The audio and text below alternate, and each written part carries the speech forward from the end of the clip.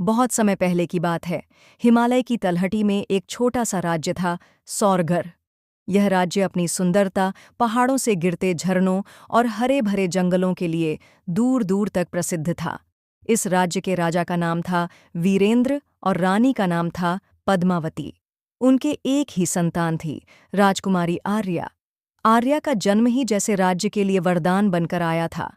कहते हैं कि जब वह पैदा हुई तब पूरे राज्य में मोर नाचने लगे और आकाश में इंद्रधनुष चमक उठा। बचपन से ही वह बुद्धिमान, दयालु और साहसी थी। जहां बाकी राजकुमारियां सिर्फ राजमहल की शोभा बढ़ाती थीं, वहां आर्या ने बचपन से ही घुड़सवारी, तीरंदाजी और तलवारबाजी सीख ली थी। राजा रानी उसे बहुत चाहते थे, लेकिन वे यह भी चाहते थे कि आर्या सिर्फ सुंदर और सभ्य न बने, बल्कि जनता की असली संरक्षक बने।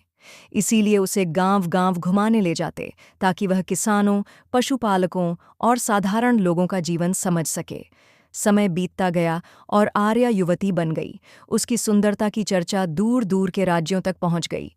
कई राजकुमार उससे विवाह का प्रस्ताव लेकर आए, लेकिन आर्या हमेशा मुस्कुराकर कहती, मैं अपने जीवन का निर्णय सिर्फ प्रेम और सच्चाई पर करूंगी, राजगद्दी या दौलत के लिए नहीं। लेकिन किस्मत ने उसके लिए एक अलग ही रास्ता तय कर रखा था। अंधकार का साया सौरगढ़ राज्य के उत्तर दिशा में कुहासा वन नामक एक रहस्यमयी जंगल था। लोग कहते थे कि वहां एक दुष्ट तांत्रिक कालयवन रहता है, जिसने काली विद्या से कई निर्दोष लोगों को पत्थर की मूर्ति बना दिया था। वर्षों से वह राज्य पर कब्जा करने की ताक में था।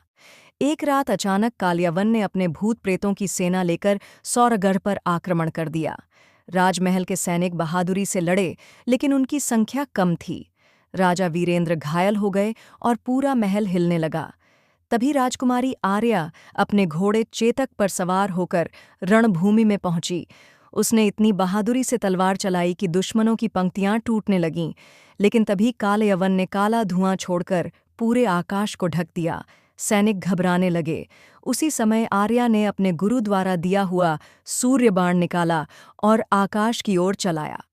अचानक सूर्य जैसी तेज रोशनी फैल गई और कालयवन का जादू टूट गया। जनता की सच्ची रक्षक युद्ध तो जीत लिया गया, लेकिन इस विजय ने आर्या को सोचने पर मजबूर कर दिया। उसने देखा कि साधारण प्रजा कितनी कठिनाइयों में रहती है। किसान कभी सूखे से परेशान होते तो कभी बाढ़ से। महिलाएं दूर से पानी लातीं, बच्चे शिक्षा के बिना बड़े हो जाते। आर्या ने प्रण लिया, अब से मैं सिर्फ राजमहल की राजकुमारी नहीं, बल्कि सौरगढ़ की जनकुमारी बनूंगी। मेरे लिए असली ताज प्रजा का विश्वास होगा। उसने नदियों पर पुल बनवाए, गांवों में विद्यालय खुलवाए, महिलाओं को सिलाई बुनाई और पढ़ाई सिखाई। धीरे धीरे सौरगढ़ इतना समृद्ध हुआ कि दूर दूर से लोग वहां आकर बसने लगे। प्रेम की जीत इसी बीच पड़ोसी राज्य अर्णवगर्ह का राजकुमार आदित्य कई बार सौरगढ़ आया। वह भी प्रजा सेवा और न्यायप्रियता में विश्वास रखता था। आर्या और आदित्य के विचार एक जैसे थे और धीरे धीरे उनमें सच्चा प्रेम पनपने लगा। लेकिन जब शादी की बात उठी तो आर्या ने साफ कहा, मैं विवाह तभी करूंगी जब यह तय हो जाए कि हम दोनों मिलकर जनता की सेवा करेंगे। मेरे लिए विवाह कोई समझौता नहीं, बल्कि दो आत्माओं का मिलन है।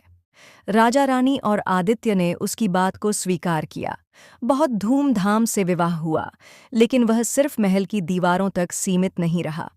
शादी के दिन आर्या ने अपने हाथों से अनाथ बच्चों को भोजन कराया और गरीब किसानों का कर्ज माफ किया। कहानी का अंत नहीं, शुरुआत राजकुमारी आर्या आगे चलकर मातृदेवी के नाम से जानी गई। लोग कहते थे कि उसके कारण ही सौरगढ़ राज्य स्वर्ग के समान बन पाया। और सबसे बड़ी बात, आर्या ने यह साबित कर दिया कि असली राजकुमारी वह नहीं होती जो सिर्फ ताज पहनकर सोने की थाली में भोजन करे, बल्कि वह होती है जो अपने प्रजा के दुख दर्द को अपना समझे और उसकी सेवा में जीवन समर्पित कर दे।